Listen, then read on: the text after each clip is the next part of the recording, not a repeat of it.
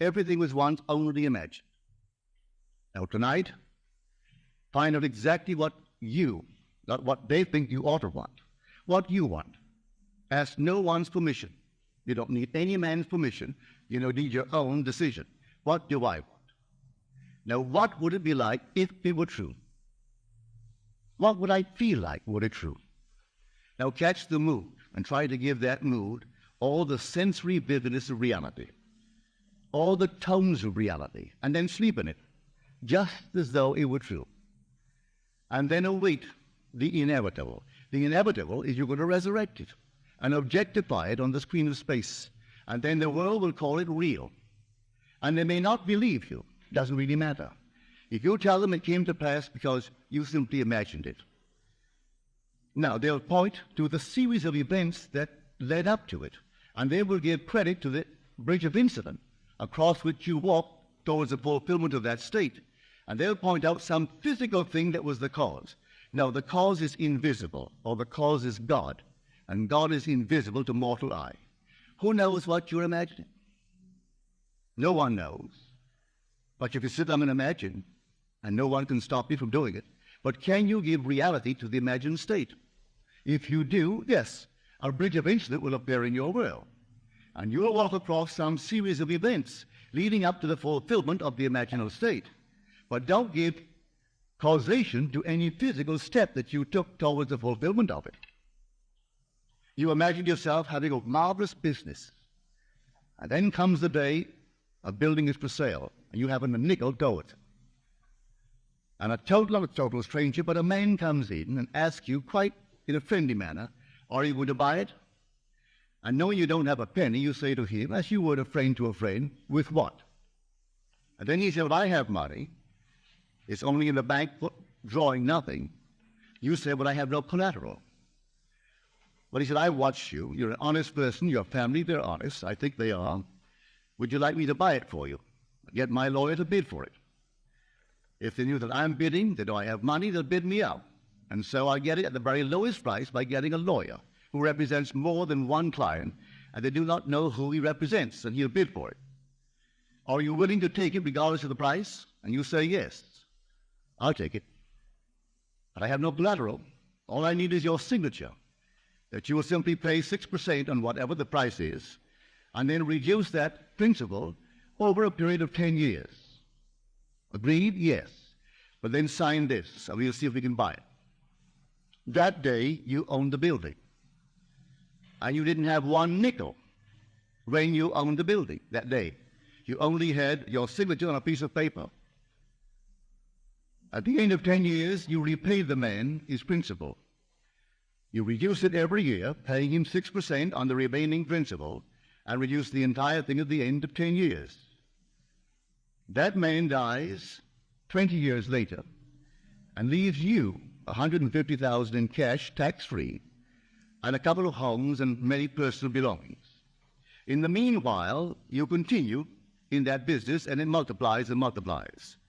And that year was 1922, 1924. This is now 1968.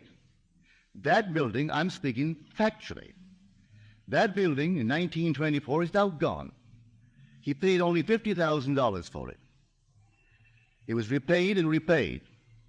A bank 3 years ago bought the property, where the building was rotted, bought the property for $840,000 in cash and no capital gain, from $50,000 to $840,000. In the meanwhile, the business has expanded into all the other islands, so that today you couldn't buy them out for $15 million. All in imagination.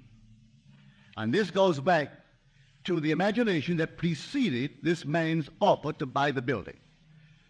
For the young man seeing this building and entertaining a thought that the present owners deceived his father, and through deception got him out of a partnership, a junior partnership. And he was moved not to get even, but to prove that he really had something within him and could be a success in spite of their deception. And so every day he would see on that marquee, not their name, but his own family's name. And he would see it in his mind's eye, because you could not take their name and transliterate it and make it spell this man's family's name.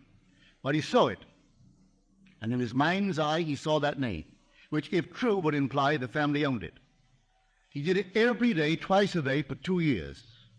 And then came this sudden, out of the nowhere. And the whole thing was made possible, and today they're all over the islands. And they have no partners. They've never taken in one partner, never sold one bit of stock outside of a family ownership. All by imagination.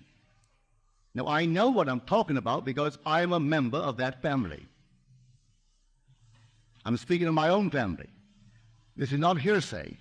I know it. My second brother, Victor, was the one in whose imagination this whole thing began to bloom. And he still works all by imagination.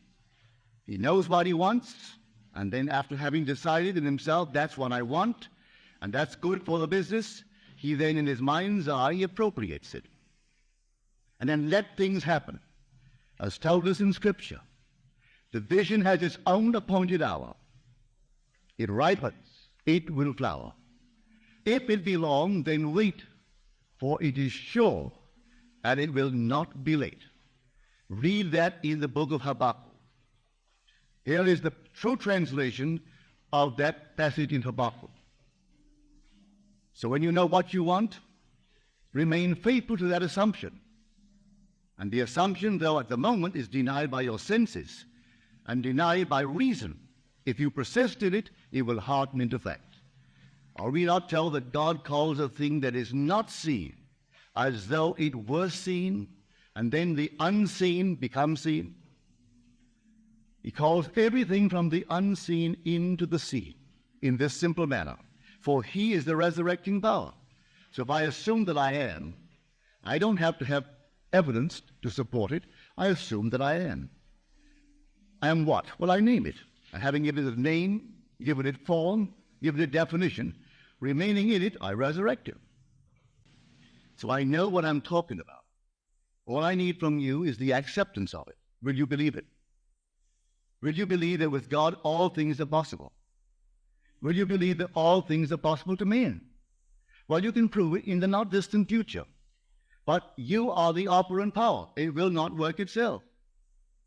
If you dare to assume this very night that you have a better job than you now hold, or that you have a larger income, you may be fired tomorrow. Don't be concerned. On reflection, you'll see it was necessary to move you towards the fulfillment of your assumption. You could be fired. And I wouldn't bat an eye if you told me tomorrow, well, I did what you told me. You know what happened? I was fired. I have seen that. It takes someone to fire you, to get you into a better job. I have seen that time and again. I wouldn't go out and quit the job. You may be promoted in the job, or you may be invited by some other concern that is competitive to join them. I do not know how it happens. I only know if you remain faithful to the assumption, it's going to happen. And you're going to be promoted towards the fulfillment of the state that you have dared to assume that is yours. I could tell you unnumbered stories along this nature.